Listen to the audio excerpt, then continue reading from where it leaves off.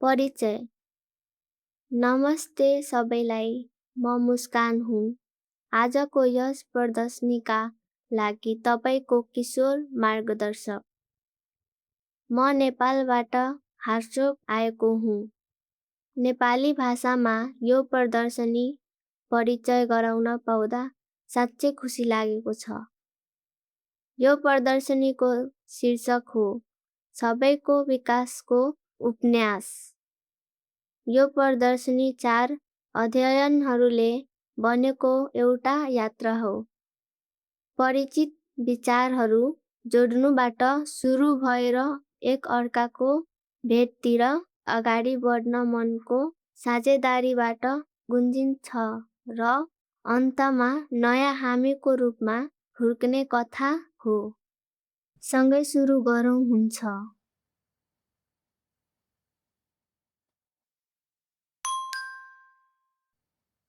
अध्याय 1। पहिलो अध्यायमा हामी दुई कलाकारका कृतिहरू भेट्छौँ, खिसुर्की र छङदक्यङ। दुवै कलाकारले हामीलाई एउटै प्रश्न सोध्छन्, हामीले सधैँ स्वाभाविक ठानेका कुराहरू साँच्चै त्यस्तै छन् त?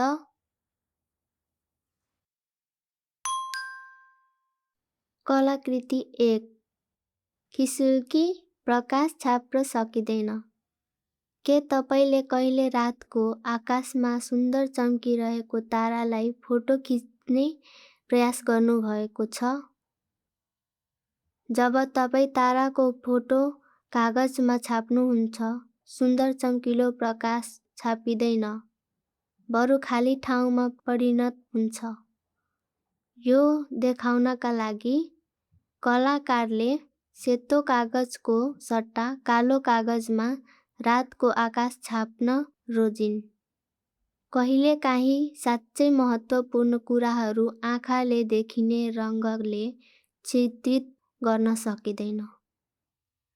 कृतिको अगाडि उभिएर बिस्तारै सर्नुहोस्। हेर्ने कोण अनुसार तारा देखिन सक्छन् र त्यसपछि अहस्य हुन सक्छन्। जसरी आकाशका तारा फोटोमा खाली ठाउँको रूपमा देखिए पनि उज्यालो चम्किरहन्छन्, हामी पनि देखिन सक्ने ठाउँमा समेत आफ्नो प्रकाश नगुमाई चम्किरहेका छौँ।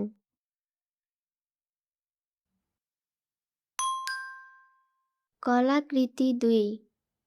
छन्दक्यन फ्रेम। के यी कृतिहरू विशाल झ्यालका फ्रेमहरू जस्तै देखिँदैनन् र हामी प्रत्येकले आफ्नो ढाँचाबाट संसार हेर्छौँ। हामी आफूलाई सबभन्दा परिचित आकारमा कुराहरू बुझ्दै प्रयास गर्छौँ। कलाकारले विभिन्न आकारका ढाँचाहरू बनाएर तिनलाई विभिन्न तरिकाले जोड्छन्। ती ढाँचाहरू बीचको खाली ठाउँबाट धमिलो रहस्य देखिन्छ।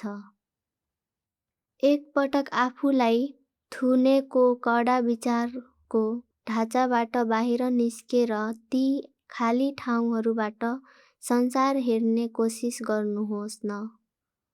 तपाईले पहिले कहिले नदेखेका कुराहरू देख्न थाल्न सक्नुहुन्छ। अध्याय 2। दोस्रो अध्यायमा हामी सजिन र नोक्याङ्वाका कृतिहरूबाट एक अर्काको भिन्नता लेखेर बनेको फराकिलो र मायालु संसारसँगै भेट गर्छौँ।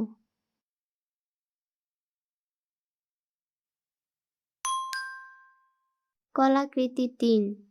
सजिन बढ्दो रहस्य। यो विशाल परिचय कति क्यानभासहरूले बनेको होला भन्ने सोच्नु भएको छ। यसको सुरुवात एउटा सानो क्यानभासबाट भएको थियो। त्यहाँबाट यो निरन्तर विस्तार हुँदै अहिले 240 क्यानभास जोडिएर एउटा विशाल परिचय बनेको छ। निरन्तर बढ्दै गएको यो चित्र हामीहरू जस्तै छ, प्रत्येक दिन परिवर्तन हुँदै र हुर्कदै। असङ्ख्य रङहरू गतिशील रूपमा मिसिएको यो परिचयले तपाईलाई कस्तो लाग्छ?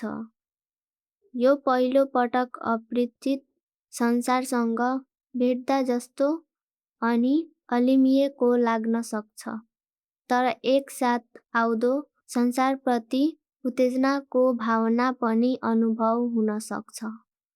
भविष्यमा सामना गर्ने संसारप्रतिको त्यो उत्तेजना अहिले नै महसुस गर्नुस्।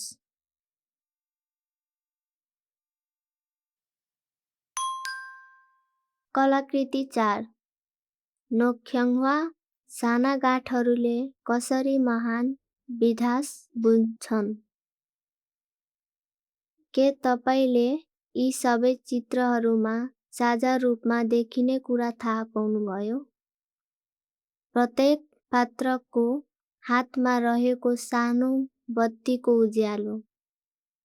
यो प्रकाश अरूप्रति निर्देशित न्यानोपन हो। यो दयालु मन प्रकाशको रूपमा हातमा थामिएको हो। कलाकार नोक्याङ्वाले मानिस र मानिसबीच बग्रेन न्यानो मनलाई प्रकाशको रूपमा चित्रण गर्छिन्, र यो प्रकाश केवल मानिसमा मात्रै सीमित रहँदैन। कृतिभर देखिने जनावरहरू र बोटबिरुवाहरू खोज्नुहोस्। हामीले बाँडेको न्यानोपन संसारका सबै जीवनसँग जोडिन साना बत्तीहरू जम्मा भएर महान विश्वास बन्छन्, जसरी हामी पनि साना दयालुहरू जम्मा गरेर मिलेर बढी न्यानो संसार बनाउने कोसिस गर्ने होइन र?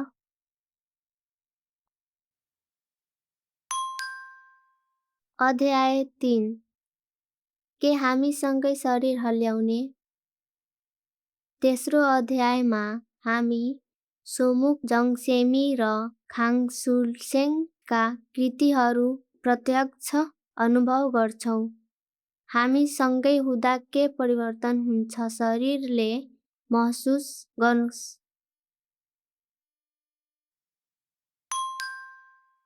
कलाकृति 5 सोमुख छाङसेङी एकै मनको सहकार्य खेल। यस ठाउँमा तपाई कृतिमा प्रत्यक्ष सहभागी हुन सक्नुहुन्छ। यो खेल एक्लै खेल्न नमिल्ने खेल हो। सँगै झन्ड्यालहरू तान्नुहोस् र बल मिलेर गोल ठाउँसम्म पुर्याउनुहोस्। सँगै खेल्दै जाँदा थाहा पाउनुहुन्छ, सहयोग भनेको एक अर्काको गति मिलाउँदै जोडिने आनन्दमय अनुभव हो। सकिएपछि कृपया भर्याङ चढेर दोस्रो तलामा जोड्नुहोस्। कलाकृति 6 खाङसुलसेङ बिउ पैसा सपना। कृतिको नजिक आएर ध्यानपूर्वक हेर्नुहोस्। प्रत्येक 10 वनको सिक्का माथि एउटा एउटा बिउ राखिएको छ।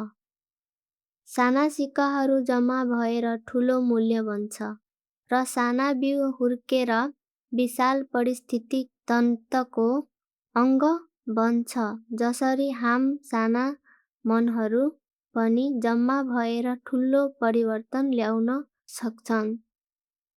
आफै पनि सिक्कामाथि बिउ राखेर गर्नुहोस्। त्यो सानो जीवनमा निहित आशा महसुस गर्न सक्नुहुन्छ होला। बाहिर निस्किँदा गति अप्रिलमा बिउ छोडेको मकैबारी भेटिन्छ। एउटै बिउ भए पनि फरक फरक वातावरणमा आफ्नो गतिमा हुर्कन्छन्। एक्लै भन्दा सँगै हुर्कदा बलियो बन्ने मकै जस्तै हामी पनि जोडिएका हुँदा एक अर्कालाई राम्रोसँग सहयोग गर्न सक्छौँ।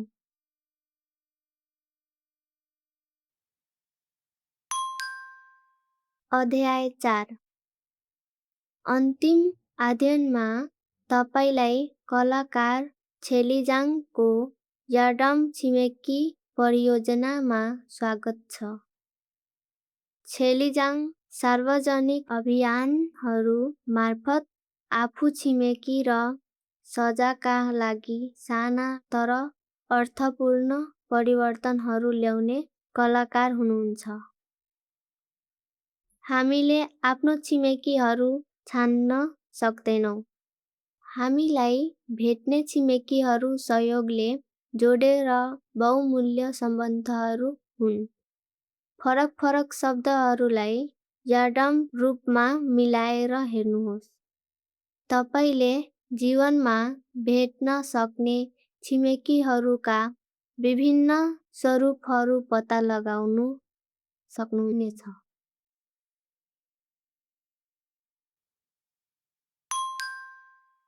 निष्कर्ष अब तपाई यो प्रदर्शनीका सबै अध्यायहरूबाट गुन्जिनुभयो।